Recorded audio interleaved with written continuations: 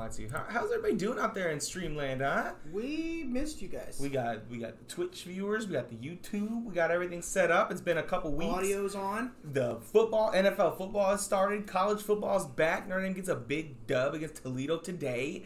Ohio State lost today to Oregon. Oregon, not Oregon State. No, fuck, don't just What's up? Don't just slide past Toledo. What? We won against Toledo. Powerhouse Toledo, and then you got by a squeaker by Powerhouse Florida State. Florida State's good, first of all. Second of all, Toledo, yesterday they were pretty good. Toledo obviously is a MAC champion, so that's. I know you're not talking shit. Alabama just played Mercer today, so Purdue beat fucking UConn by 49. Was it basketball? No. Then why would I care? I asked the question, would they be better if the girls' basketball team had played instead of the football team? I think the answer is yes. Apparently. I feel like they could have at least put up one more touchdown. Probably. Auburn beat somebody 62-0. It's the first time in like 80 years that Auburn's put up 60-plus points in back-to-back games. Saw that headline today. Alabama was up 31-0 on Mercer last time. No way. I know. Powerhouse Mercer. Shocker there. Texas A&M. Who did they play? They won. It was Fuck that. Can we talk about something real quick? Yeah, sure. One of the top prospects in college football is Rattler. Spencer Rattler is a tough man to look at. He is ugly. He is. No offense to you, sir. Only a mother could love. You are a great quarterback. However, you are a good quarterback. I won't say great because you are in college. You are playing in the Big 12. Definitely can't say great because. So, since we're on the Big 12. Hold on, I'm looking for old boys. The A&M, Texas A&M. They almost lost. It was 7-3 with like a minute left to go. In the Texas A&M was 7-3 with Colorado before they pulled the last second touchdown to win 10-7. So let's. I was gonna start with comics and movies and stuff, but matter of fact, I'm gonna talk about football, NFL Thursday football with Dallas and Tampa Bay. I went and watched the highlights. I wasn't able to watch the whole game. Did you see Tom Brady just ripping and roaring through the crazy Dallas Cowboys defense? Huh? So did you see that? Dallas. Did you see that neither defense showed up? Did you see that? Dallas. It was only 28-31. Tell them the passing yards. Almost 800 between two teams. Okay, but listen, so but they also had 7 touchdowns and 2 interceptions. Listen, it was a good game. Dallas definitely should have won. The thing about Dak is everybody's like, "Oh man, Dak looks so good. He looked amazing." He threw the ball first of all 58 times, which is a mistake. It's disgusting. First, he's coming off an injury that they had to go ask the Yankees doctor staff about. They had never seen this injury before in a football player, so they were he didn't play any of the preseason. This injury thing was going on for the whole offseason. He throws the ball 58 times to open the season, and not only that, I think of his 40 more than 10 yards. Oh, so he's on that Tom Brady shit. He really wasn't throwing the ball down the field. He had a couple shots, but I could do that. I could dink and dunk all the way down the field. It's called dinking and dacking. Oh shit! Back again. That's my lovely wife in the chat. Shout out to you, babe. She'll be here. She'll be with us most weekends for the foreseeable future. She's home on leave, so she gets to keep us in line. Yeah, she's gonna be playing Skyrim. We're on in the background. She's not gonna be paying attention to us at all anyway. But yeah, so it was a decent game. Dallas definitely had the chances to win. They missed. They for some reason kicked a 60-yard field goal at half instead of just trying to do anything else. Zerline missed that. Also, they had Greg Zerline kicking field goals all the time. He just had off-season back surgery. They got down to the 5-yard line and ended up kicking a field goal instead of going forward or something. That's not my problem. My problem with Dallas is the fucking fact that they just act like they don't have Ezekiel Elliott back there. Everybody says he's buns now, so I don't know how you can prove it with 4 carries in the half. Thank you. I was about to say, what the fuck is my man supposed to have 4 carries, 85 yards, and 2 touchdowns? I mean, if he was the old Zeke, he would. So, and then there's the Greg Zerline missed 2 field goals and an extra point or 2 extra points. I think he left 7 points on the board by himself. Again, though, if you're relying on your kicker. Well, and plus he just had back surgery, Chicago. He had a chance to. He did make the field goal to give him the lead. before the end of the game, but there was a minute 24 left on the clock. Brady drives down the field. Now listen, hear me out. Listen, there's been several tweets. This is not Purdue. I already talked about them. You weren't in the chat for that yet, but we did talk about how Purdue won 49-0 against UConn, not the basketball team. I bet that would have been a way more exciting game if it would have been basketball. Purdue versus UConn? In basketball? If it was the girls' team, maybe. No, the boys. UConn have a good boys' team. Haven't in a while. But like as I was saying, Brady got the ball back, and he drove down. Oh, he did what Brady always does. Got him into field goal range, which is kind of weird because I feel like... Would you let me finish, please? There's a lot of tweets and a lot of conversation from Skip. He always says, like, when a kicker misses and they lose the game, he's like, I don't like the game coming down to kickers. It should be decided by real football players, unless it's Tom Brady's kicker kicking, and which point the GOAT got him in position to win the game. He did, though. Okay, but if he misses... Oh, it's the kicker's fault. Maybe Tom Brady should just score a touchdown, right? No. He scored. He scored a couple. I agree. This discourse is stupid. However, it's something we have to do because some people. So, Tom Brady. Plays quarterback. He does. He also plays middle linebacker. Yeah. And he also coaches the team. He coaches the team. What more do you need from him? Honestly, that's a good question. And he does the halftime show. He does. He does the halftime show and the halftime speeches. So. But anyway, so I honestly, it was a Tom Brady team and the Cowboys, so I was like, meh. But it looked pretty interesting. That was a game I did not care about, did not want to care about, don't care about. Nah, but yeah, so we got a loaded show for you this week. I've done, so a couple weeks ago, I don't know if you guys saw, but you probably didn't. But hey, a couple weeks ago we were talking, and I was like, hey, I haven't had time to do a whole lot of research. We had like an hour episode. It was really short. And he was like, watching Skip and Shannon doesn't count as research. So I've been doing my research this week, okay? I got numbers. I got statisticals. So what you're saying is I was right. No. I wanted to prove to you that I do things. My question is, what notes do you bring to the podcast? This one? So none. Right, all right, bet. None. Uh-huh. So, we'll peel off of football a little bit. Obviously, next week we'll be heavy into football as too. We're going to try to watch a couple games. It's going to be a good time. Football's back. Very excited about that. Back again. We're going to pivot off of football for a little bit. We do want to talk about Sony. Was it a Sony event last week? Or just a PlayStation event? PlayStation, Sony. I know, but it sounds fancier.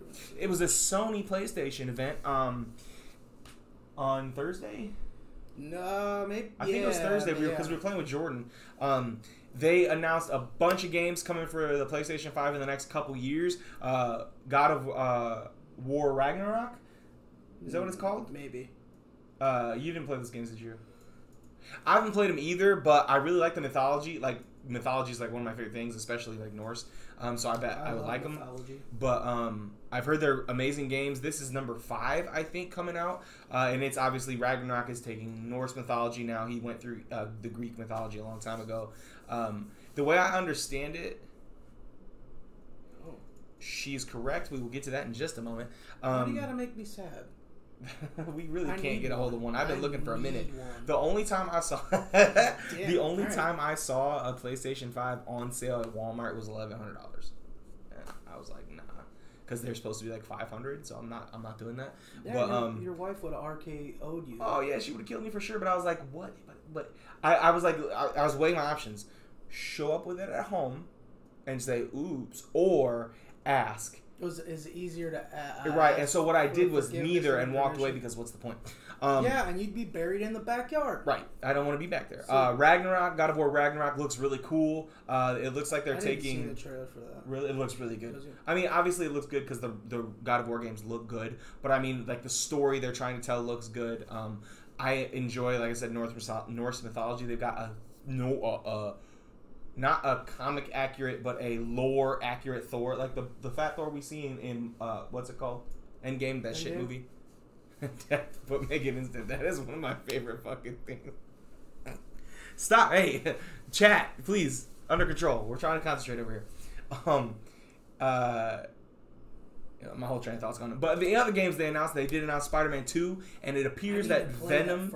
Me too, bro. And you know what? When I was a kid, I told you my brother loved that new one, and it looks fucking fantastic. It does. the Spider-Man 2 on the PlayStation 2 is probably one of my most played games. I played the very first Spider-Man on PlayStation 1 where you had to fight Doc Ock and Carnage and Venom. That was one of my favorite games as a kid. I remember beating that one. Then we played Spider-Man 2, was one where you actually web swing through the city and you could run on the ground. I would literally play the game and just web swing for hours. I would go up to the top of the building. I feel like Spider-Man almost rivals Batman as far as dope-ass villains, man. Good villains, and the games are really good. Like, the Arkham series is amazing. The only Arkham game that I fucking hated was the last one that they made. The Knight one? Arkham Knight? Yeah. Is that the last one? Because it's too Batmobile focused. Like, so many missions. They made the, according to what I read before the game came out, the Batmobile itself was so detailed and so complex that it took up more space than because it came out on 360 and PlayStation 4, right? Or PlayStation 3? Xbox One? Did it come out on Xbox One and PS4? I don't know. Either way, when the game came out, they said it was too big. The thing was too detailed to fit on the old console. Just the Batmobile itself. So they really were focused on it in that series. But the new Spider-Man game looks sick. Venom's going to be the main antagonist, it seems like, and I love Venom, so I definitely want to check that out. Again, they're setting up Carnage. I mean, he'll probably be a DLC character. No, because he's going to be the villain, and then he's going to beat him, and then they're going to team up to fight Carnage in the third one, and you're going to be able to beat both of them. Sorry, my monitor turned off. I mean, yeah, but why? Why not? Because look me in my face and tell me you don't want to be Venom. I do want to be Venom. It's the only thing I want to be in my whole life. I love Venom. He's so funny. He eats heads and fucking, he does that. I like his character arc, by the way. Squish drool on me, dag. Anyway, don't worry about that. Look at me. Anyway, so the Spider-Man game looks sick. They dropped it. That's coming out 2023, I think. It's 2 years away before we get that one. So we should be able to have a PlayStation 5s by then. 2 years, we should definitely have one, maybe. If you, let's one of us. One of us, and then we'll just drive back and forth. It'll be here because I come over here anyway. Halvesies. All right, bet. So I need you to stop doing that. I don't know why it turns off. The other game they announced that we're really excited about is they just showed a 30-second trailer of a Wolverine game that's coming out was it this spring? I don't know. It's coming out soon, like this next year. Twofold. I'm very upset. One, that we just now found out about it. No, I like that. No, this is how fucking sad I am. I don't even care what it's about. Just give me the fucking game. And you better not be able to die. Better not be able to die. Can't. What kind of video game is it gonna be if you can't die? A Wolverine game?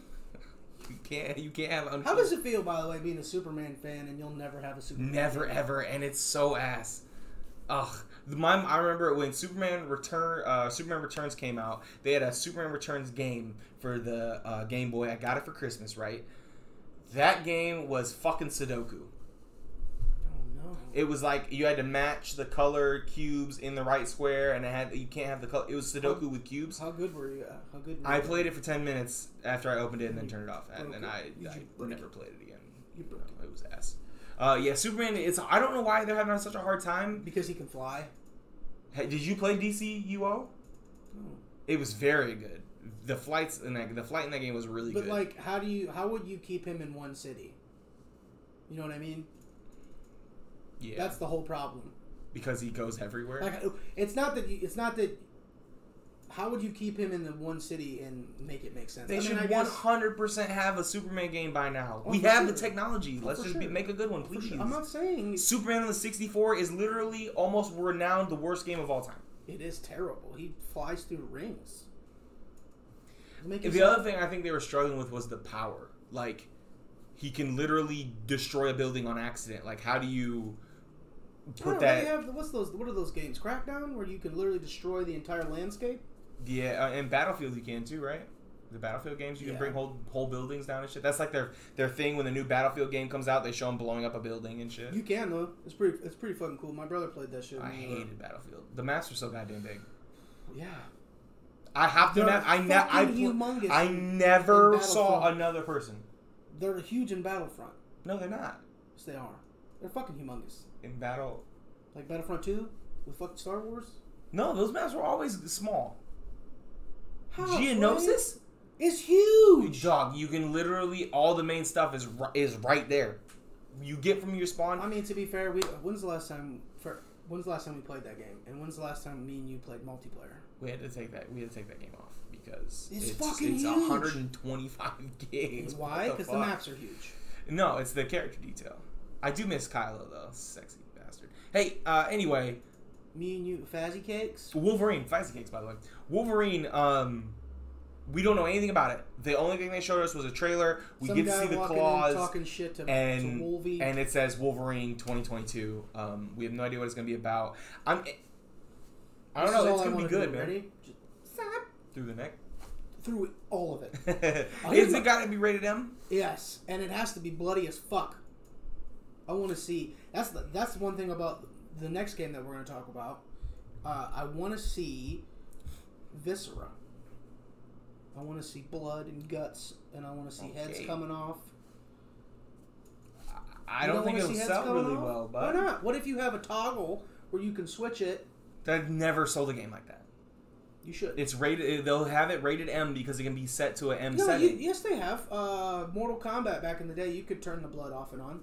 It was still sold as rated M though. Wrestling games, you could turn the blood off. My point is, it's still going to be rated high. If in the trailer it shows him bisecting a human being... It should. It definitely should.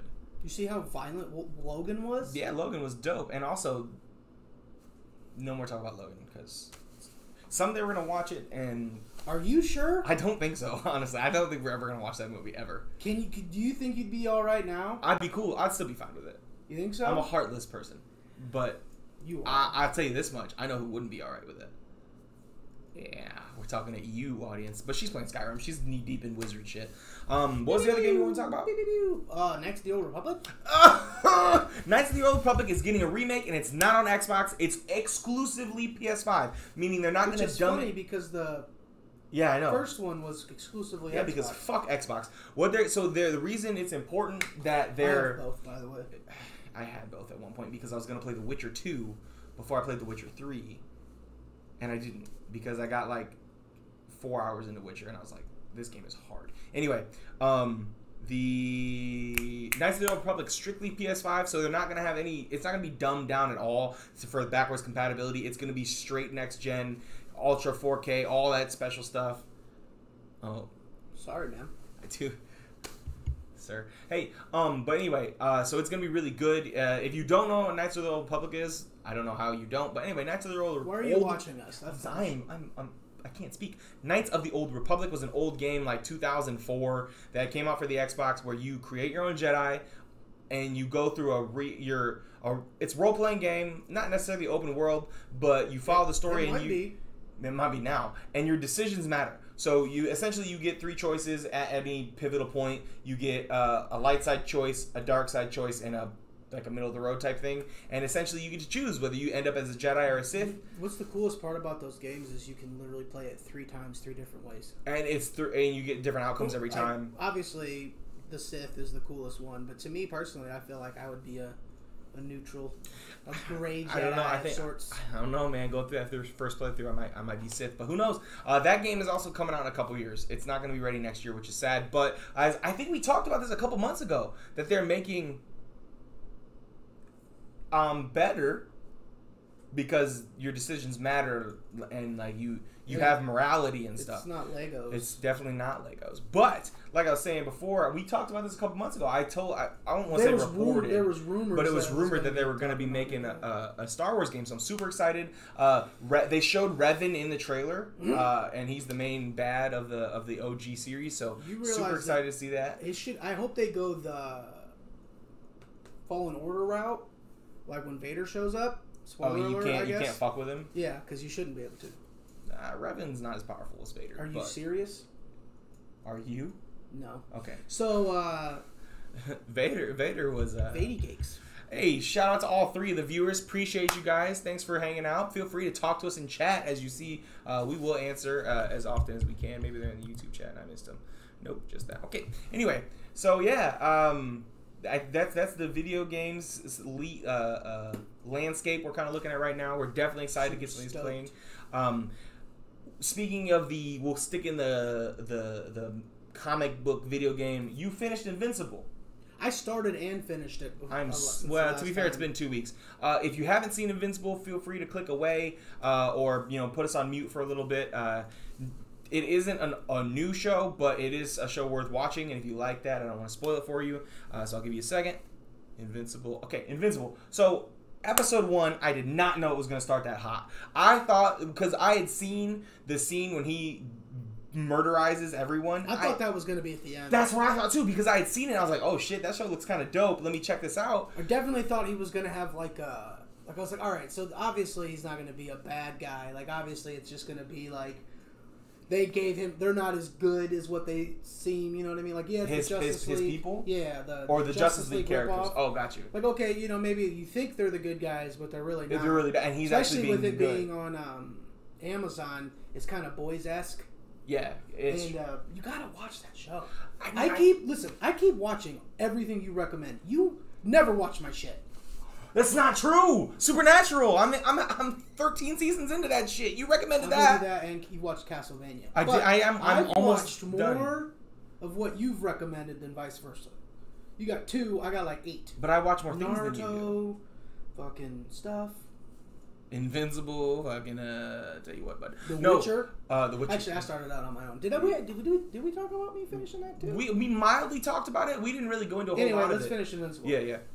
Fantastic. It's really good, isn't it? Fantastic. It gives you there's character building. The kid very well voice acted. Yeah, I thought so too. The guy from Walking Dead, the Steven Yeun, I think is how you say his name.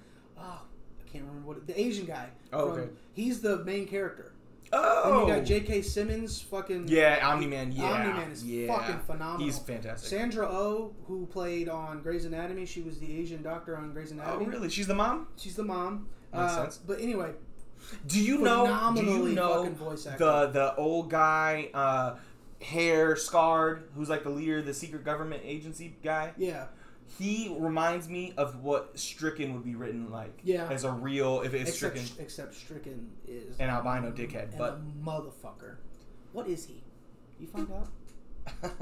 No, you don't find out. Get away from me. Anyway, so Invincible's so good. I couldn't believe. Fucking phenomenal. And then at the end, I didn't expect it to end that way, where he damn near beat his son to death, and that lion that you saw, the battle beast or whatever the fuck his name is. He beat the fuck out of them. Not only did he knock the fuck out of them, fuck them kids, bro. That dude in the comics, that Invincible's obviously a comic book series that I didn't know existed. This is the second one that they've done that I didn't. The Boys is a comic book series. Is it really? Yeah. I did not know that. Yeah. So Invincible. Apparently, there's going to be a huge orgy scene next season, and I want in the Boys. Yeah. I'll just check out the Boys. No, but seriously, in Invincible, that Battle Beast dude is apparently a fucking sad. He's literally the strongest character in the show. At the end of this, again, spoiler alert, but it's not a new show, so if you haven't watched it by now, I mean, we've given plenty of spoiler alerts at this point. When all said and done, Omni-Man leaves. Yeah. By the way, I think you're gonna be shocked by this. I love his motive. Really? Yeah. It's dope. It's new. It's like think different. He's a good guy. He's not a bad guy though. He's not. He's just doing his job. And I like that. It's kind of like that. What is the name of that species, by the way? I can't remember. It's V. It starts with a V. Anyway, I think it's phenomenal. I really. The animation's really fucking cool. The powers are fucking awesome. That Adam Eve. She's so cool. She's fucking dope. Although her powers are probably broken as fuck, right? She never got hit. Viltrumite. He's a Viltrumite, which is like off-brand Viltrum is what their planet is called. And they're the protectors, so they like fly out to other worlds and they like colonize them. No, they are not protectors. That is not what they are. They are global conquerors. That it's kind of like the Empire from Star Wars. Yeah. Kind of the feeling I got, where it's like, look, you can come here and you can enjoy in the fruits of our labor, or we'll blow you the fuck up. That's pretty much what those last 2 episodes, the fights are really. He beats the fuck out of his son. It's kind of like reminiscent of not reminiscent. It's kind of similar to when fucking Dracula beats the fuck out of Alucard. Oh, and then like all of a sudden he's just like, oh, I am fucking up. Why did you make me do this? You remember he's like, you gotta think. What's the kid's name? I haven't watched it in months. Yeah, Invincible. He's like, you gotta think. You're fucking with these people, and I like when he looks back at the Jets. Look at what they have to do to mimic a fraction of our power. Can I be honest with you? Like, he was bringing up some pretty good points. I was like, dude, you live forever. Like he said, literally, what did he say? My time here has been but a blink, a blink in my existence. It's a really good show. It's a really good show. It's again. The only problem I have, and the Boys does it too, and it's because he's such a. Obviously, he's the first ever superhero. They always rip off Superman. I kept waiting for Omni-Man to lasers. Yeah, no heat vision, no breath, just super strong and fast. Like it's like toned down Superman. Fucking the Boys, the Homelander, he is literally Superman. But to be fair, and again, not. You gotta watch that show. I will look, and you're right. He's the first superhero, so it comes up a lot. No, it's easy, and Batman's easy to rip off too. Oh, you get an emo guy. I mean, Deathstroke and Deadpool are the same character. They do it all across comics. It's a thing. But Superman, literally, you've got two of the best shows on. Well, not I don't want to say that about Invincible, but for sure, The Boys was Emmy nominated. And Jared's going to be in it. And it just Jensen. Damn it! I always mess them up. And it just wrapped up filming, so hopefully we'll get season 3 by the end of the year. Nah, no way. Why not? They got to do post production. This motherfucker doesn't allow. Don't break my beliefs. All right, so keeping in the comic book vein, so I saw this cool part of a video about Superman and Batman, like how good friends they are, right? And do you know what Emperor Joker is? You know anything about that? Okay. So, you know Mxyzptlk, the fifth dimensional... The little fucker, right. So, Joker... you have to say his name backwards to get him to go away. You have to get him to... No, that's fucking... That's the dude from Rumpelstiltskin. It's the dude from the... No, you're right. You might be right. Rumpelstiltskin? I think. Mxyzptlk, you have to get him to... Give me some. That's some good lore knowledge you got there, fella. Thanks. Mxyzptlk, you have to get him to say his name or display it or something, and then he'll disappear. That's kind of a broken. Yeah, and he can do, when he shows up, reality's his. He can do whatever the fuck he wants. Now, so how does he get to our reality though? Well, okay, I don't know in the comics, but in the Superman animated series, which is very good, fantastic show. He pops in one day, fucks with Superman. Superman convinces him to say his name, gets him to leave, and then he shows up for like every month for like a year. He just shows up on this day to fuck with Superman. Superman sends him back, and he gets more and more angry. And anyway, he has the ability to transport dimensions and realities and shit. So anyway, Joker happened to get Mxyzptlk's powers. So what happened was Mxyzptlk was looking to see what would a regular person do if they had my abilities, right? So he meets Joker, and instead of giving him 1% of Joker of his power to Joker, he gave Joker 99.99, almost all of his power he gives to the Joker, who immediately warps reality and changes everything into this crazy cuckoo world, right? As you would. Right. And so the Joker has to say Joker? It doesn't work that way as far as I can understand it. I haven't read the comic. I just read a synopsis. Okay. And I really want to get to how close Superman and Batman are as friends. Like people always want to bring up who would win in a fight, and people like to say, yeah, they've definitely focused on the wrong part of that relationship. It's not, and people always say, well, if you take out and make them bloodlusted or whatever. Both of them have broken the one rule for the other at some point in time. That, and also the Superman won't kill Batman because it's his best friend in the whole world, and Batman is willing, if Superman turned, to do it because Superman's his best friend in the whole world. You know what I'm saying? Somebody's got to do it. It's going to be me. Right, and it's a cool relationship. And this comic book, I felt like, displayed it really cool. So Joker, obviously, his favorite thing to do is fuck with Batman. So he makes it so that Batman has to fight to the death in Gotham every night. And then the next day, he's brought back to life. Over and over and over and over. Eventually, Superman gets in, is able to save Batman, and then they get captured by Joker again, and they get tortured. And Batman has his mouth sewn shut, Superman's shackled up, and Batman is Morse coding to Superman saying, kill the Joker. you need to kill him. Please kill him. He's begging Superman to kill because he's broken. His bat brain is fucked. So eventually, how did he do it here? Let me read. I tried to like write it down real quick. He breaks free and figures out that Joker can't actually kill Batman because of their relationship. There is without Batman, there's no Joker, right? And so once he figures that out, Joker's reality breaks and he loses. And Mxyzptlk and the Spectre are able to get Mxyzptlk his powers back, and Joker goes back to being the regular person, and reality goes back to normal through Spectre and Mxyzptlk, right? But Batman is fucked. He's gone insane. He's lost his mind. There's no more Batman, and Superman goes to Spectre, who just fixed the universe, and is like, hey, fix him. Put him back. You just fixed reality. Why can't you fix Batman? And Spectre says, I can't erase the memories because they're too vast. He has experienced death too many times. He says he's been to the end of the universe and back. You can't just erase that, but I can move them. And he says, if someone's willing to, I can give them the memories. And Batman will have no knowledge of this, and he'll carry on like he always has. Don't say it. And Spectre takes all of Batman's pain and all that shit and puts it in Superman, who takes it like a champ. And he says, I can't let it go like this. You deserve better than that. As he's standing over a cliff and feeling all the death that Bruce did over the last however many. I was like, that's so fucking cool. Like, Batman and Superman are just like the best friends, and taking all that pain. Bruce is lauded for his abilities over his mind and all broken, that. Yeah, that must have been some shit.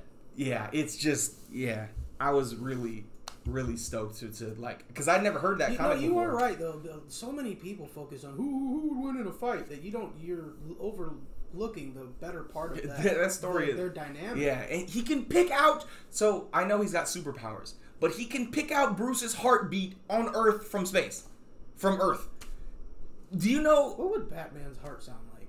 He'd probably like when he's resting. It's probably like I think beats a minute. I think it's like 20 or something ridiculous because he's a goddamn Olympic athlete who also happens to like be at the peak of. Anyway, so we're gonna transition back into sports. I got a couple cool. Some things I broke down and analyzed, a couple cool sports things, and we'll go into bullshit Skip Bale says, so hang around for that. I did finish Falcon and Winter Soldier. Oh yeah, what'd you think? I've heard mixed reviews on that one. I know I asked you yesterday if you've ever seen WandaVision. I haven't. I gotta get through Supernatural. It's better than WandaVision, but that's where it is. I want to watch Loki. That's the whole reason why I finished it, because I've heard nothing but good shit about Loki, and there's going to be another season.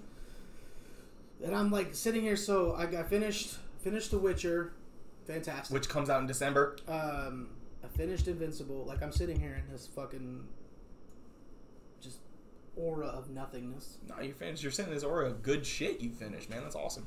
So now I'm just swinging it. So I was curious I saw an Instagram post about like LeBron and his assists and stuff, and I was like, I wonder how many assists LeBron would need to average to get. He can't get one. But to get into that top 3, because right now I believe he's LeBron's 8 right now.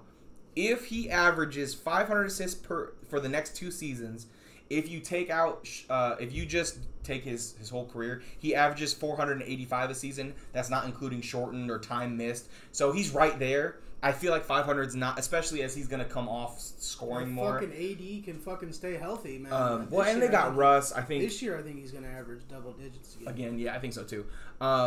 If he averages 500 assists for the next 2 seasons, he's going to end up at 4th. So he'll move up 4 spots. And if that's assuming Chris Paul hangs on and plays well, because Chris Paul's just ahead of him. And so that's crazy, by the way. I think Chris Paul could end up at 3 or LeBron, or it's flipped. Either way, LeBron will be 4 or 3 in the next 2 seasons. And then I was like, you know what's crazy? I wanted to look at their points per game. So Stockton, who's the all-time assist leader by a chunk, is 13 points per game. Is that one of those that's never going to be beaten? Probably. Nobody passes like that. Stockton's at 13 points per game. Kidd's at 13. Nash is at 14. Mark Jackson, who I didn't know was at 4, is at 10 points per game. Then you get down here, Chris Paul's at 18. Magic's at 20. Oscar's at 26. LeBron's at 27. And then Isaiah Thomas, the real one, is at 19. And Gary Payton is at 16. I did not know Gary Payton averaged 16 for his career. No, that's points? Yeah. Oh, yeah. So it is crazy how versatile he is. And I don't think people take into account how ridiculous it is that he could end up at number 3 all time in assists and number 1 in points. He'll be top 50 in rebounds too, right? I think he might already be. Yeah. That shit doesn't make any sense. And people are, well, Jordan's just a better player. Is the impact on a whole game, that shit was so cool to me. He's only 500. It's going to be great. So the next thing I want to talk about was The Athletic put out a article of the greatest football players of all time, according to them. Tom Brady got 1. It was hard. No, fuck that. That's so hard. It is very hard, and I didn't read the article. What are you using as a gauge here? Are you saying where is it? Most athletic? Or are you saying?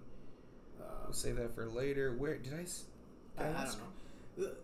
When I think of best football players of all time, because if you got to be careful, because then you're just literally going to only name quarterbacks. Apparently, I don't have because the quarterback isn't the best football player on the field. But it has the most impact on the team. But that's not the question, which is why I have a problem with. Is this it? No, I forgot to take a list. I forgot who their top 5 was, but I think it was Brady, Rice, Lawrence Taylor, Jim Brown, and I'll give you another defensive player. I'll give you 3 of those. Hold on. Sorry, man, but you could go out there with an average quarterback if Jerry Rice in his prime is your wide receiver. Because all you got to do is put it near him and he's catching the ball. Lawrence Taylor broke a man's leg in a very scary way. He did. Jim Brown was by and large the scariest man that's ever played football. No, I just want to know who number 1 was. Are you? But I don't know. I need to know what your measuring stick is. Are you talking about championships? Because again, you don't get credit for having a fucking top flight defense and a Hall of Fame coach. Let me see. Is this the right one? It's sure, Joe Montana had Bill Walsh, but nobody could run that West Coast offense like him. No, it doesn't matter. Anyway, a lot of people have been saying the same thing. Did you say Jerry Rice should be number 1? He should be up there. He's in the top 3. Lawrence Taylor and Jim Brown, yeah. They're up there. A few people like Chris Broussard and a lot of others had Jerry Rice. Jerry Rice is number 1. That's come up a lot because of how much farther ahead of his time and stuff. And versatile he was. He changed his fucking game to play another fucking 8 years. He played for 20, 21, 22 years or something. Which crazy. Is fucking unheard of. I agree. I am not saying that Jerry Rice is not amazing. He's not the greatest wide receiver of all time in some people's opinion. I'm not saying that he doesn't deserve to be on the list. I don't think he should be number 1. And here's why. I swear to fucking God, if you say Calvin Johnson, I'm getting up in the morning. Calvin Johnson is not the greatest football player of all time. That's not what I'm arguing. He doesn't belong in this. He's a better receiver than Jerry Rice. I don't care what kind of flack. That's my opinion. I know it's fine. It's wrong. I'm fine with that. Apart from being 6'5" and running a 4.3 40, what did he do better than Jerry Rice? Everything. There is not anything on the football field Jerry Rice does better than Calvin Johnson. Route running. Not a 1. Okay, I'm sorry. Route running. Oh, because that's not important to a wide You're right. receiver? Super important. Other than that, he can... Deion Sanders could not guard him. Deion Sanders couldn't guard Calvin Johnson either. If he had trouble with Jerry Rice 6'5" and run a 4.3. He should be. But you can't. That's the point. It's like people that want to talk shit about LeBron James playing wide receiver in high school and being so good. Yeah, he was 6'8". He fucking should. Okay, but the point is that Megatron, he's faster, stronger, jumps higher. He can catch the ball over more defenders. He's a better football player than Jerry Rice. That's fine. He's a better receiver. One of them played twice as long as the other one. So I forgot Jerry Rice played with the worst franchise of all time. You're right. No, he went from Joe Montana to Steve Young with one of the winningest franchises of all time. To Rich Gannon, and still went to a Super Bowl. So. And Rich Gannon was a Super Bowl quarterback. No, so he was trash. Trent Dilfer's a Super Bowl quarterback. You want to try that again? Brian Johnson. Rich Gannon's better than both of them. Eli Manning has 2. That's not the point. No, it does. It is a point. Anyway, the fact of the matter is I'm again. Who do you think's the best? Let's hear it. Best what? Football player of all time? All time. Prime time. Or LT. Because they can do so many different things on the football field. I feel bad for arguing. I'm not. Prime time is mine. So what you did was ignored the first part of that sentence where I said Jerry Rice is can be top 5 greatest football players of all time. I'm fine with that. Your Calvin Johnson takes is fucking ridiculous. I agree, but I'm never backing off of that. First of all, second of all, listen. What I'm saying is he doesn't deserve to be the best football player of all time. No, you need somebody that trends. Fucking the word looking for. He was better than the fucking sport he played, i.e. LT, who literally was a coked out demon, quarterback. He was a coked out demon. Fucking Deion Sanders. So here's the thing about Deion Sanders. I've gotten in arguments with people before because if he's the greatest cornerback of all time, why doesn't he have the most interceptions? Because when you're a great cornerback, you don't throw the ball at them. It's not. He didn't even lock down half the field. My man locked down like 3/4 of the field because you weren't throwing it over the middle because he'll go get it. Didn't have enough pop. He was gonna go there and catch it. He was gonna go snag it. And my buddy wasn't gonna just catch it. He was gonna take it back to the house. He was gonna dance on you. So I'll give you. I like Deion Sanders. Deion is probably my number 1. Bo Jackson, if you could theoretically see what his career turned out to be. Because like if Bo Jackson played today, nobody would be talking about Derrick Henry. I agree. But it's so fucking sad that he played in an era where a broken leg. No, it was his hip. Still. So Chris Broussard says Jerry Rice is the greatest football player of all time because he put up the great numbers when they didn't really throw the ball like that. I agree he was great. But however, the Niners did throw the ball like that. They compared to today's game, they don't. No, but they did throw the ball like for their time. He's the only person who got targets. Check this out. So I did some research. Joe Montana had 1,590 completions from 85 to 90. That's Montana's rookie year to the last year that Joe Montana started full for the 49ers. Rice had 446 receptions. That's 30% of his completions were to Jerry Rice. So 1/3 of the offense went to Jerry Rice. Yeah, the GOAT. Yeah. Oh. I'm just saying, if you just throw the ball to one dude the whole time, of course he's going to put up numbers. He's open, you know? Sure, that's an argument to be made. However, they didn't track targets, so I couldn't figure out how much attempts went to him in general, right? Now, Steve Young, I had a smaller window, but still 92 to 96. He had 1,419 completions. Rice had 590 receptions. That's 42% of his completions went to one guy. And he was targeted 722 times, which is 37% of all attempts went to Jerry Rice. So if you're okay, fine, whatever. If you're going to funnel the ball, I'm just saying, of course he's going to put up numbers because that's the only person on the offense who got the ball. Why didn't you do that for Matt Stafford? Guess what? I did. Fun fact. So check it out. So from 09 to 15 minus 2010 because Stafford didn't play, he had 2,189 attempts or completions. Megatron had 528 receptions, so 24%. So a quarter. Who the fuck else was he throwing the ball to? That's weird. At least Montana had John Taylor. And he was targeted 933 times, and that was only 26% of Stafford's attempts. So seriously, who the fuck else was he throwing the ball to? Who the hell was? You know what he was doing? Yeah, they threw the ball more. Jones? They threw the ball more to everybody. And somebody tried to argue that he had Golden Tate and fucking Calvin Johnson at the same time. Where did Golden Tate go to college? That doesn't matter. No, where did he go to college? He went to Notre Dame. Golden, obviously. Listen, the other thing was my point isn't that Jerry Rice wasn't a great receiver, that he isn't the greatest receiver of all time. That's all I'm saying. The offense, and that's not a bad thing. But it's because he's open. And you know why he's open? Because they were out here triple teaming fucking Megatron. Well, if he was open, he was targeted 772 times. So, how many catches did he have? 560. How many of those targets are just like thrown out of bounds? No, targets are at the receiver. Sometimes they do targets if he's like in the area. All I gave you was targets, and I was gonna try to do targets for the early part of Rice's career, but it wasn't a stat that was available. You know what we need to talk about? The two best wide receivers of all time, Jerry Rice, Calvin Johnson. Both went to schools you'd never think about throwing the ball. SMU. T.O. and fucking Randy Moss. Same thing. Randy Moss would have went to Florida State, but he was an asshole. But he went to Marshall. And fucking T.O. went to Chattanooga. I think it's because Randy got in trouble. Yeah, probably for weed or something.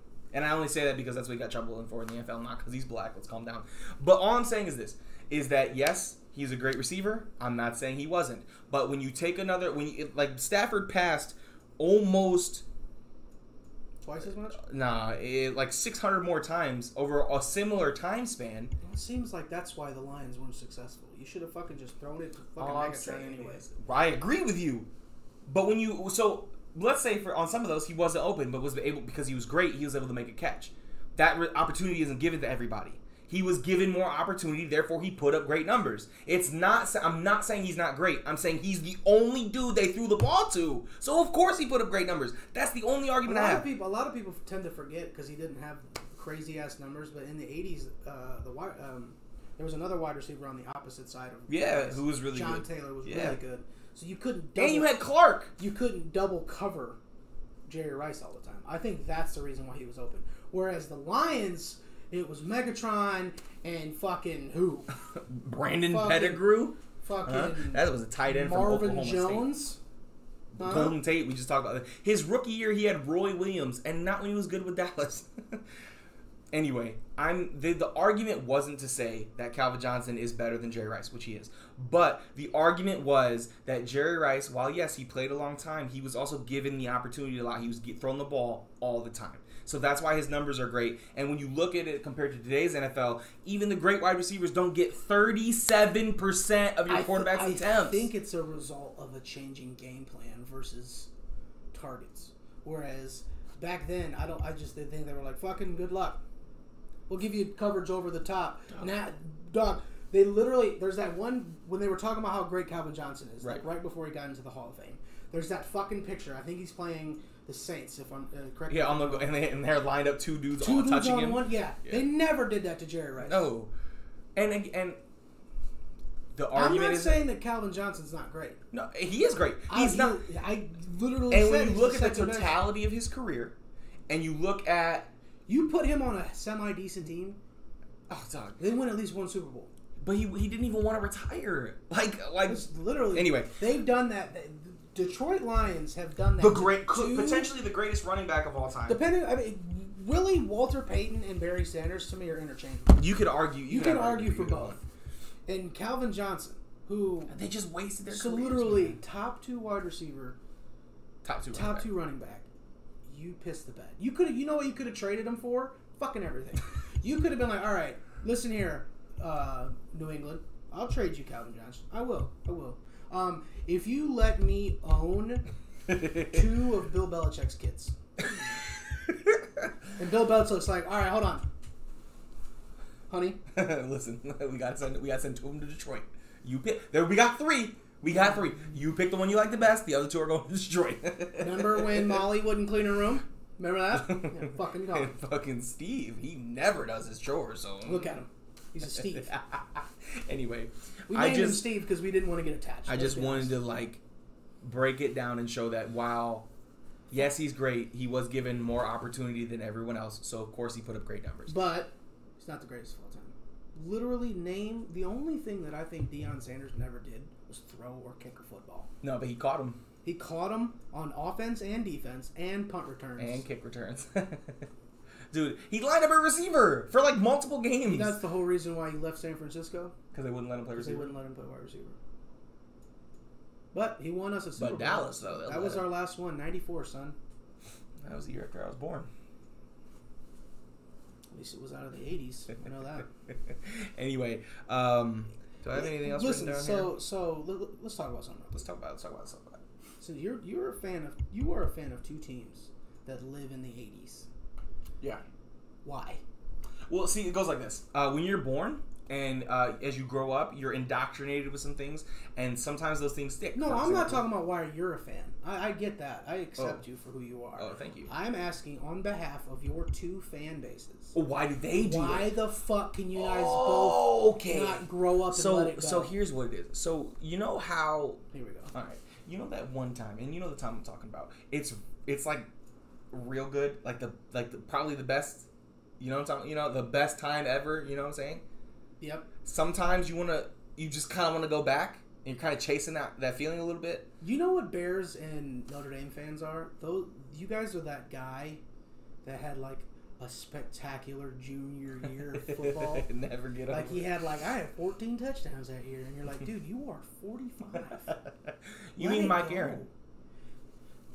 you ever talk about the greatest athlete that's ever been. I'm so glad he's back at work, so now I can hear more stories. Dog, ask him what he was doing while he was gone, bro. He probably built the rocket. Off camera, I already got one for you. Already? A new one for you. So anyways. He hit 120-mile-an-hour fastball. Didn't swing, my guy. So for those of you that don't know, there's, everybody knows like women's softball. Men also partake in the fast pitchies. And apparently there was a male pitcher. I don't remember his name because I blacked out. I couldn't focus. Who cares about a male softball fast pitch pitcher from like 50 that years played ago. in Elkhart, Indiana, in the probably 80s or 90s? Anyway, so according to what he was saying, is this dude could throw a fastball 120 miles an hour. No, but look, that's not how the story started. No. I'm peppering in the background. Right. So this guy was so good that he had the whole season he only allowed one hit. Yeah. Before this game. What is game? So, right. So after this game starts, fucking Henry Aaron comes up, and he's got his bat up. He's right-handed. And the guy throws a wild pitch, and it hits the top of the bat. It didn't swing. Top of the bat, and it bloops over first, which is incredible, by the way. And he gets a single. He said it blooped. It blooped. So I was like, okay. It probably went 120 feet. A ricochet? Yeah, bro. So then he said, and I quote, so I came up. I knew this guy. We were friends. I knew this guy. I said, he's always going to hit me. I know he is. So he said, because he likes me, he took a little bit off. Hit me 90 in the hip. Anytime you get a hit off, he told that story in chronological order. That's not how the story was brought to us.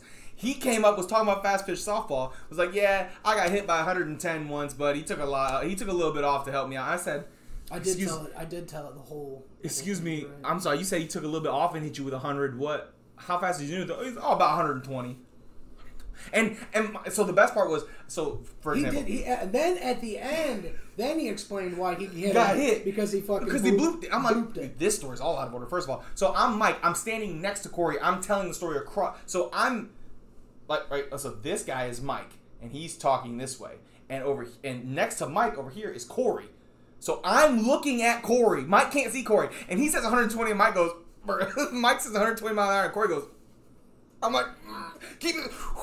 Yeah, Mike, tell me more about this guy. It was, and then the worst part was, it gets worse because I went and asked my boss, who also played fast pitch softball, and I said, hey, I got a question for you, man. Mike says he knew a dude who could pitch 120 miles an hour underhand. This is obviously horseshit, right? He goes, oh, no. Fast pitch softball, they do about that. So hold on. Because the mound is closer, but also... So are you... It's closer, and you're on. The whole reason that the mound is rounded is harder to throw or something. Yeah, because if it's flat, you can throw faster. So imagine how fast Aroldis Chapman or Nolan Ryan could throw if it's flat. Anyway, but you're stepping down. I feel like that would be faster. Because I don't know. Anyway, the mound is lower. Yeah, so you could step into it, and I think if you equate it to what it would be if it was that far away, maybe that's what he means. You know what I mean? I know what you're saying. I understand what you're saying. If you threw that from a mound, blah, blah, blah, blah, blah. I know what you're saying, but listen, but hear me out. I'm listening. It's not how it works. Oh, no, it's not how physics or gravity works. Sure. But I'm saying in his mind, he was bro, I Googled it. The fastest overhand pitch was 106, I think, documented. The fastest underhand thrown softball was like 95. On a gun. But this was back before guns. Before reliable radar guns. So remember when he dodged lightning? He did dodge lightning, and he could kick a tile floor and then come back down. He could see 360 degrees around. When my man told me that he spent the first 2 years, was it the first year, 2 years, with a black belt? Forgive me, I don't know what the martial arts was. We didn't throw a single punch for 2 years. He said all I did was teach me how to see 360 degrees without moving. He was like, I could make a cigarette butt look like it's as big as a 2x4. He was just. What's worse is that man was fucking serious. He was so... Remember he played... So, like, game one of his fucking senior year of football or something. They run triple option. He's running out the triple option. Guys, he just he gets hit, lands on his shoulder, hurt. But he like rolls over and the crowd's cheering. He's like, I didn't even know I made the pitch. I just kind of like blacked out and I made a perfect pitch. Guy caught it, run up the sideline, touchdown. 70-yard touchdown. But I broke my collarbone. This is a 60-year-old man talking about high school, by the way. So then the next week, right? The backup quarterback was playing so terrible. The coach was like, "Get in there, son." So he goes in there. Broken collarbone. His throwing shoulder. I forgot. I was doing my left. It's his right arm, right? So he goes in. And they're running the ball, and he's still throwing, but he can't throw the ball very far. His receivers are making great plays for him now. Fans are bitching. Now, the fans in the stands are complaining because they're not throwing the ball enough. And his mom happened to hear them bitching, and she says, well, I hope you know he's playing with a broken collarbone in his throwing shoulder. And he played the whole season with a broken collarbone, and he completed passes. They went to state. They won. Did he ever say they won state? I don't know. Did he tell you about the time he had a spitting tobacco thing with the fastest player? Because he was always guarding the fastest player. Oh yeah, the fucking spitting on her. Yeah. They're the fastest player in state, and 5'8" Mike, the other fastest player in state. The real fastest player in state. They one was receiver. He played corner. He was so good that he went to the powerhouse Manchester College. That's how he tore his knee up. Well, because he was supposed to play quarterback. Yeah. But the coach's kid. The coach's kid was his quarterback. Yeah. So he had to play wide receiver. So he was throwing shitty balls, and he jumped up. And why does he have the most classic? This is why I didn't make it. Athletic story. I blew my knee out. Oh, of course I did. He was talking about how in Manchester the coach's son couldn't throw for ass. He was jumping up, making great plays, embarrassing the senior safety, mind you. And one of them, safety didn't go for the ball and just planted his knee, tore his knee all to hell. Coach literally punched the kid in the face on the field, abused the kid, and that was back in the day when you could just keep. They carried Mike on a throne, and that was the last time he ever played on a football field. It was tragic. Oh no, it wasn't, because then he played flag football. And this dude, they're playing what's it called? Intramural football, intramural flag football. What the fuck does that mean? Intramural. Intramural is what it is so murals. Damn it! I couldn't come up with anything fast enough. Essentially, it's It's I don't know what it means. I was gonna lie. I don't know. I couldn't do it because I was so excited to tell the story. He was playing safety. His buddies had been begging him to play. They needed another guy. He finally goes out one weekend. He's playing safety about 35 yards off the ball in flag football. So which is like the whole field because they only played 50 yards. And then he says, I was blitzing the quarterback. So he sprints from 35 yards back, runs, and they have blockers, kind of, and he breaks one of the blockers' forearms because he's running so hard. Next play. It takes place between two or more institutions or cities, whatever the fuck that means. So I guess maybe if like Mishawaka and Elkhart don't have enough. No, that's not what intramural means. Because you have intramural. We had intramural basketball at Bremen. Anyway, next play. So that guy's out with a broken arm. Next play, runs up, same thing, breaks another guy's arm. He's like, I'm not playing this anymore. Leaves. Breaks two people's arms and leaves. He's the greatest person that's ever lived. You know, when we talk about greatest athletes, and two names we always bring up. Three names, because I like to throw Jim Thorpe in there, because he was fucking insane. Look him up. Deion Sanders. Bo Jackson. Mike Aaron. Jim Thorpe. Michael Henry. Mike Aaron taught Michael Jordan how to play basketball. Oh, fuck, thank you. You just reminded me of the greatest bullshit story he's ever had. The one where he and LeBron James and Michael Jordan played basketball. Apparently, in Akron. No, he was in Miami when he was 18. Why was he in Miami? Nobody knows. Anyway, that makes the story way better. At least Akron's his hometown. He was in Miami. LeBron was in Miami playing basketball. By the way, at the time, LeBron was literally still in Miami, I do believe. No, wait, no. No, this is before the draft. He's 18 before the draft. No, I'm talking about in real life. Was he in Miami in real life? He might have been. I don't think so. No, because he was gone before. He came home before I started working on it. Anyway, it doesn't matter. LeBron James, for whatever reason, 18-year-old LeBron James is in Miami, Florida, playing basketball at 18. Against people in the park. Which would mean I think Michael Jordan would have been 40. He was like 40 in his last year with the Wizards. He might have been like 40, early 40s. Close, yeah. Pulled up to 18-year-old LeBron James. Who was like bet. You're playing basketball. I'll fucking beat the fuck out of you. And proceeds to beat the fuck out of LeBron James. He described it as like LeBron trying to back him down, goes for a shot, and Jordan smacks it into the crowd or something. And he was like, "Is that all you got, kid?" Or so, that was his tagline in Mike's story. He was like, "Is that all you got, kid?" And Jordan just humiliated him and left. Is that worse, or when John Davis said that fucking Shaq couldn't play basketball? God, we were some smart ass people. God damn. Wow. Hey, Bullshit Skibale says, speaking of dumb people, that was a good transition. Thank you. Sorry about that little tangent, but call that an alley oop in the biz, cuz that was a fucking alley oop. But all right, so only if it's a 4-foot rim. That's the only reason why. The only way I'm dunking it. You can get on a 5-foot rim, but I could probably dunk on a 6-foot. You think so? You Achilles pop when you going up? Oh, that's good. It's shattering when I come back down, but it's all right.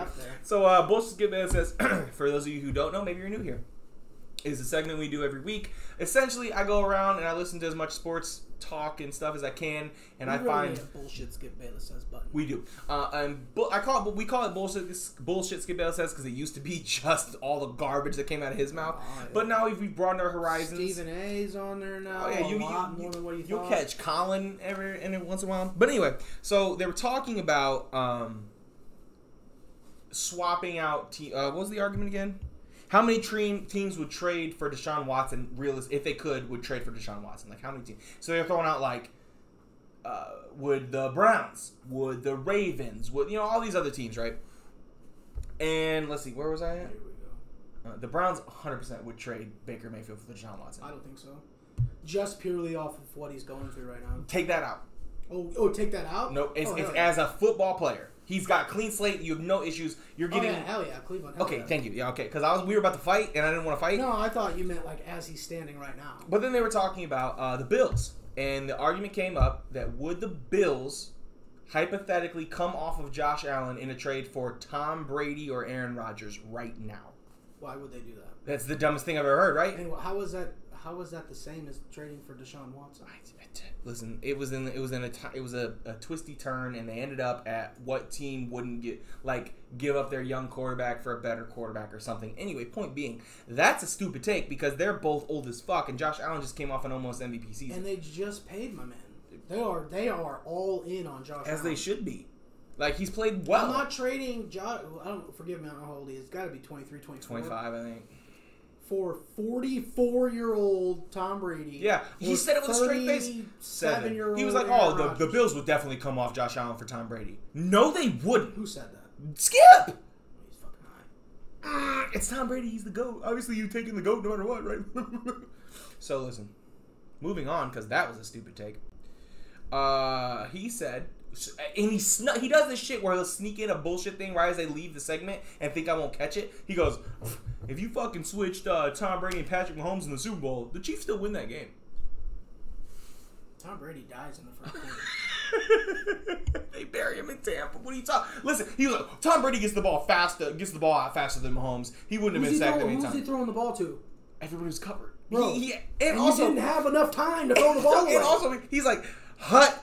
Vita Vea and Ndamukong in my face. Oh no! Like he acted like he was like Mahomes has to make the highlight play. He's sitting back there too long. Tom Brady would just get the ball out. Bro, literally, me, you, and Tony, we were watching that shit.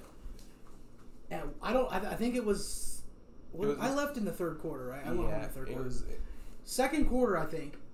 It was at the end of the second half first half because I thought if they score here, we have a game. So calls hike. I shit you not. That just begins his drop back. You already see the ends crashing. Takes another step. Boom! And he's already trying to roll out. Yeah. It was one of the amazing throws he made, where he made like a crazy ass throw that hit somebody in the fucking mouth, and they couldn't catch it. It was ridiculous. There's no way Tom Brady wins that game. Zero, none whatsoever. Well, he would have made the checks at the line because that's what the problem was. Mahomes wasn't making the checks at the line.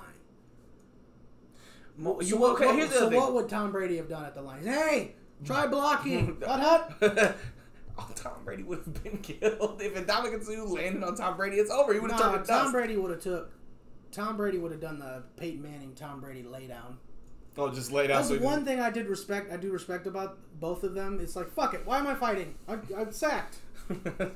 It's week 3. So you got to sack. Good job. According to Skip, Yeah. He says Tom Brady gets 75% of the credit for the Patriots dynasty. Whenever something goes wrong, it's Bill's fault, like the Giants Super Bowls or the Philly Super Bowl, right? He says Belichick cost them the game against Eli because his defense couldn't stop Eli. But no, he doesn't say anything about which one. The spin out of the sack, throw it to Tyree, the undefeated one.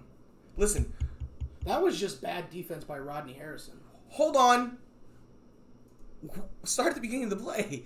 They had him sacked. Yeah. It's a great play by Eli. Yeah. Let's not talk about the Patriots defense was so bad.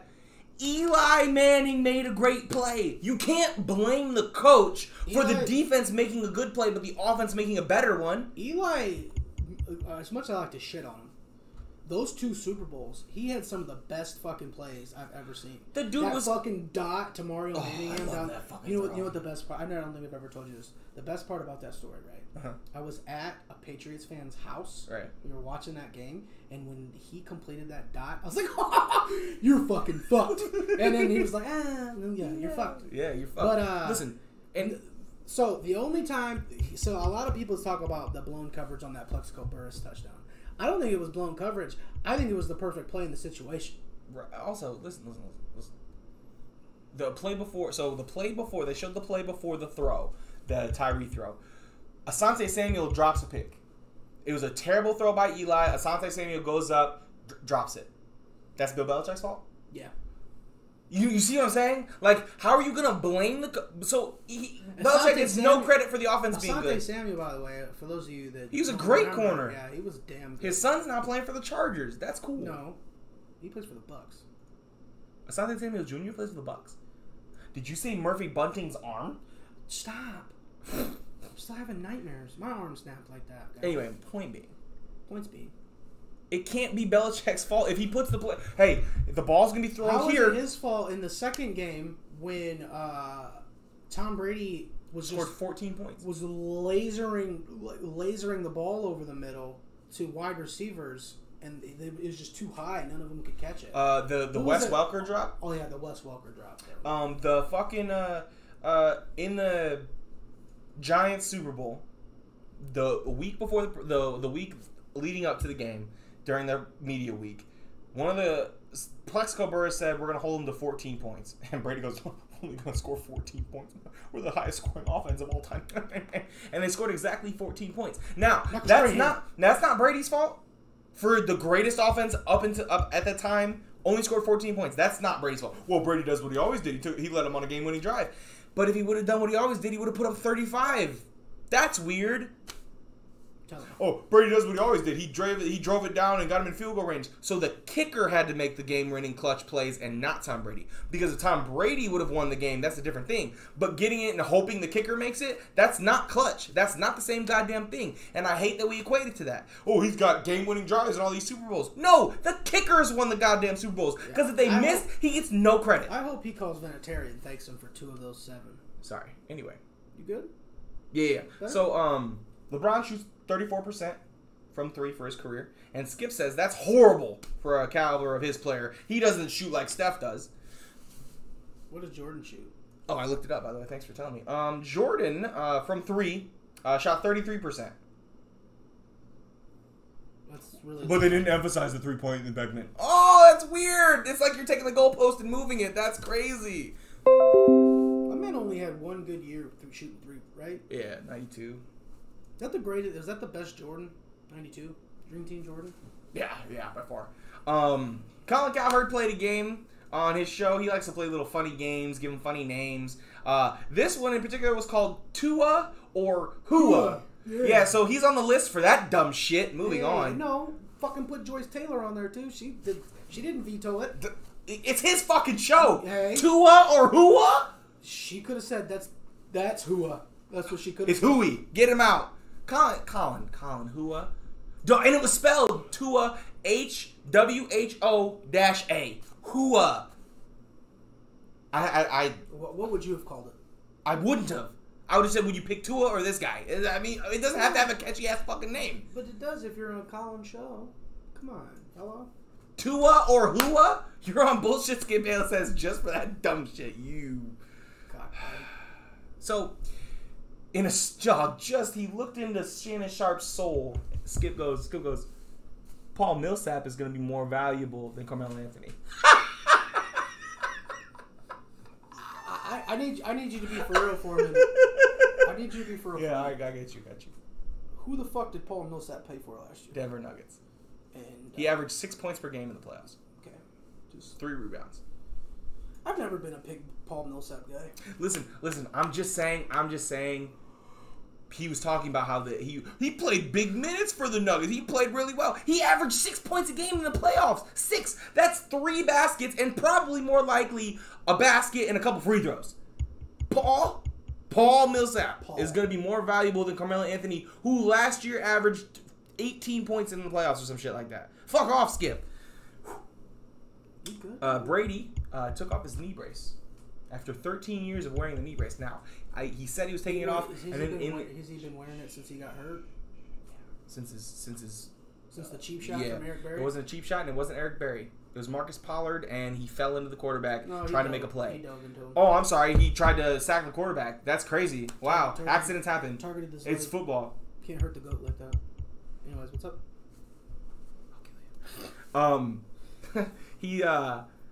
He said that he's going to have full mobility. He's going to be moving around much better. Yeah, he said, I'm not going to be Lamar or Michael Vick out there, but I can run and not think about it for the first time in 13 years. I'm so excited.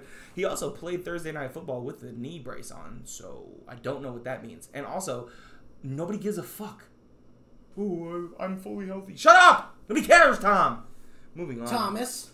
Kyle Lowry said Kawhi rubbed people the wrong way in Toronto because he was all about himself. He said, give me the ball, get out of my way, I'll make the shot, even if he had open teammates. He was kind of a dick. He everything was all me, right? And Skip said, praises him because LeBron would never show this kind of mentality. He would never say, give me the ball and get out of my way. Kyle Lowry just got done saying he's an asshole. And that hurt the team. You're saying, good job, pal. Hoorah. What? I hate Kawhi. Kawhi. He's such a bitch. No, Kawhi's cool. Kawhi Leonard. Kawhi is gonna fucking kill Sasuke and fucking Naruto, so why would you say that? No. Yep. No. Rasheed Wallace. Patches. Now listen. Sheed, I want to make it clear before I start. This quote of his that is making the rounds came out about 10 months ago, and it just resurfaced again, and people were talking about it. So that's why we got to kind of do this. It's an old quote before you get mad. Rasheed Wallace said... Sheed in fucking 2K, by the way. LeBron wouldn't have been as successful in his era as he is now. Does he forget they played together? If you don't know, Rasheed Wallace was drafted in 1996. LeBron came in the league in 2003. Rasheed Wallace retired in 2013. That's going to come up later. Now, Rasheed Wallace... he was there when LeBron did the 25? Yeah, 29. Straight. To force a game 7 and then eliminate them in the next game. Yeah. So anyway, but wait, it gets better. He said it was a different era back then. He said Steph would have been soft. He wouldn't have been a beast. He said Draymond Green, probably I agree, would have been soft, but he's soft now. He said he was too little. He said KD would be soft. Essentially, everybody would have been soft back in his era. Way back in his era. Now, again, doesn't he have the record for the most technical fouls? For now. Where is it? Right here. Okay, so check this out. So, LeBron, in Rasheed Wallace's era, from 96 to 13, scored 24,952 points. That's playoffs included. He has 4 MVPs, 2 NBA championships, 2 finals MVPs, 2 Defensive Player of the Year finalists, one of those being number 2, 9 All-Star appearances, and 9 All-NBA teams. Rasheed Wallace, that's his entire career, had 8,520 points, playoffs included, 1 NBA title, and 2 All-Star appearances. in his era, back in his day, fucking, there's literally a video of LeBron fucking yamming it on Sheed's face. What are you talking about, bro? My era. Dog, you didn't play in the 80s like Jordan and the Bad Boy Pistons, which he'd get lauded for. You played from 96 to 13. It's the same goddamn era. Woo! She was about to start talking. All right. You good? Yeah. Skip said Paul Pierce was a true rival for. Oh, that's the second thing. He said, hold on. He said Paul Pierce outplayed LeBron in Game 7 in 2008. That was the one where LeBron had 45, Pierce had 41. Cavs ended up losing by like 5, and you know he lost in 08. That's the year the Celtics won the championship. By the way, who was on that team? We're gonna get there, bud. Don't you worry. I like where your head's at. You keep following that track, bud, because I'm with you. All right. First of all, LeBron had more points, more rebounds, more assists, less turnovers, and his starting lineup was Wally Szczerbiak, Ben Wallace, Delonte West, and Big Z. Paul Pierce was literally playing with Rajon Rondo, Hall of Famer, Ray Allen, Hall of Famer, Kevin Garnett, Hall of Famer, confused. Holy shit. Jesus. And Kendrick Perkins. Now, granted, Perkins might be the worst player on the court, but that's not the point. He wasn't, because he played with Wally fucking Szczerbiak. I was gonna say Wally Szczerbiak. Also, by the way, I looked it up. So the most minutes in the game was played by LeBron, obviously, for the Cavs. The second most points in the game, Sasha Pavlovich.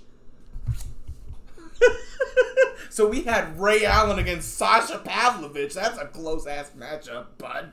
I will say this, put an asterisk next to Hall of Famer because you'll make the Hall of Fame, Basketball Hall of Fame, one day. Thanks, man.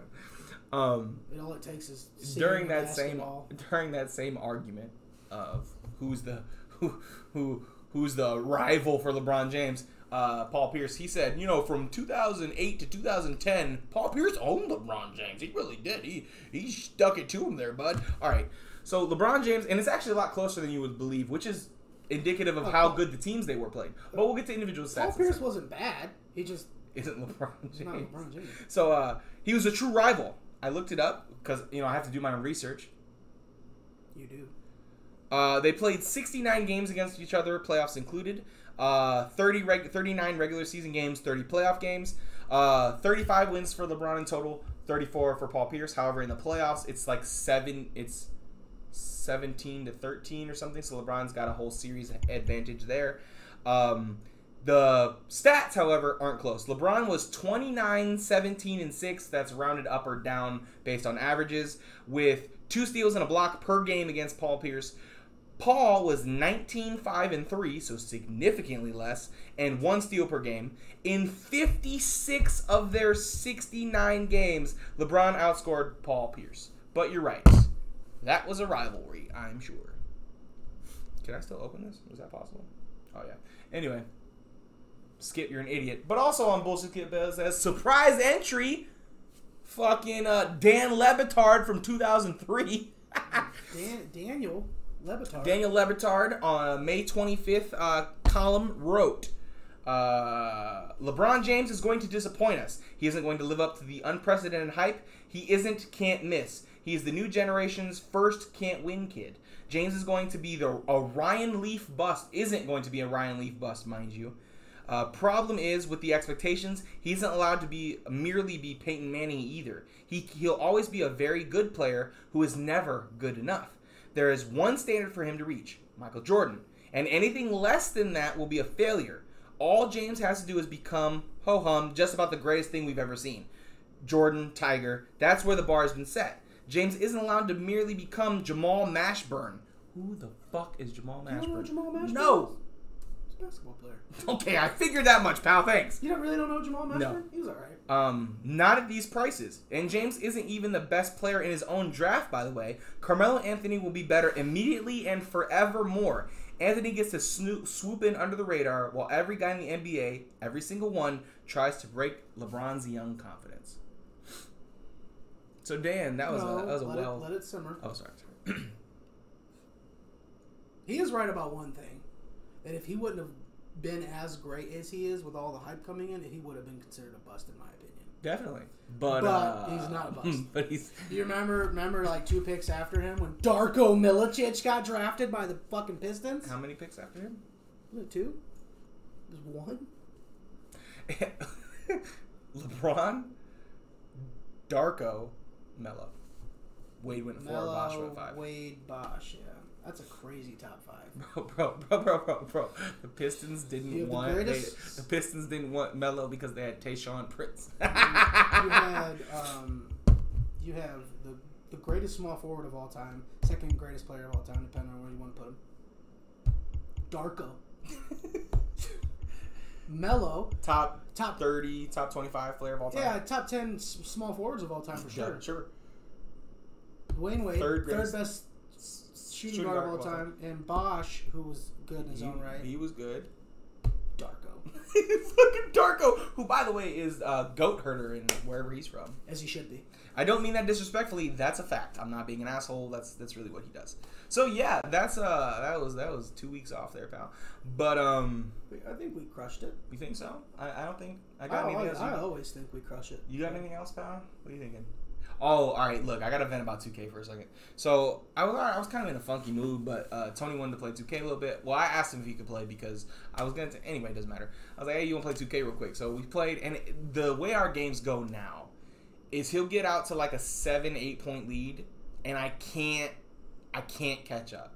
I'll get it down to a 2 point lead, and then he'll put it back up to 7 or 8. Then I'll get it back. I'll tie the game, and then it'll go up to 11. Like I just can't hold the whole game. That's the way our last couple games have gone. And so, fourth quarter starts. I come out swinging. I take the lead. I hold the lead the rest of the quarter till about 15, 20 seconds left. I'm up 4, I think. I get the ball, miss a free throw. He hits a 3. I turn the ball over. He hits a 3. Takes the lead by 1. 3 seconds left. I inbound the ball, and my sharpshooter, it's nobody you guys know is a creative player, is standing on the wing, wide open for a game winner. Instead of passing, I had my icons up, but I turned them off on accident. The moment I fucked up. I turned off the icons, and instead of passing it, I pump faked, stumbled back court. I lose the game. I was distraught. I couldn't, and the thing is, like, so his starting lineup is Steph Curry, Klay Thompson, Michael Porter Jr., Cat, and Rudy Gobert. His bench. So this dude needs a full-on all-star team to fuck with you. Yeah. His bench is D'Angelo Russell. Who's his 2? LaVine, Brandon Ingram, Ben Simmons, and y'all need to turn the fucking salary cap on. Jesus Christ. And Bam. Good Lord. Yeah. All that to beat you. Yeah, and I have my team's not scrubbed, mind you. My team's not scrubbed. I got De'Aaron Fox, who is not on the level of Steph Curry, obviously. Jaylen Brown, who's better. He's overall rated better than Klay now, but he's obviously not Klay Thompson. DeAndre Hunter, who's an 80 overall. Zion, and Mitchell Robinson. That's my starting 5. Considerably less talented than his. Then my bench is pretty juiced. I got some random point guard. His name's Jonathan Law. One of them created. Yeah, he's a sniper though. I got Aaron Gordon. I'm playing him at shooting guard, but I think I'm gonna put him back on the bench and go for a creative player. Aaron Gordon. Yeah. Like dunk champion Aaron Gordon. Why do you have him as shooting guard? 2 reasons. One is he was a power forward when I got him. I moved him to small forward, but then I signed Jonathan Isaac, who's like a 6'11" small forward, and I would rather have him there. And then I got LeBron James at power forward. Old ass LeBron. He deserves to play power forward. He's like a 90 overall now. I got him at power forward, and I didn't have anywhere for Aaron Gordon, but he's like a good player. He's a decent defender, and his cuts to the rim are really good. But I need more shooting, I think, so I'm going to swap him back out. So it goes creative point guard, Aaron Gordon, Jonathan Isaac, who's like an 84 overall or 86 overall, something. He's okay. LeBron and Mohamed Bamba. Considerably less good than his team, mind you. The fact that you're able to hang in, that's what you need to talk about. I want to hype myself up like that, but I can't because, like, I get frustrated. And Chris like, why do you play these games? Like, you get so mad. I'm like, listen, I'm a perfectionist. It's like a perfectionist thing. No, who the fuck likes to lose? Well, that, and I got a competitive edge. I fucking hate the frustrating part is I gave the game away. I just choked, man. And he's never usually clutched, to be fair, and he clutched it out. I'm not being shit talky. Like, that's a thing he knows. If I can keep it close in the fourth quarter, I can win. But yeah, it's tough, man. It's tough out here for a guy like me, man. You need to start fucking stacking your deck. I won't. Go get Jason Tatum, Luka Doncic, and fucking. But to get young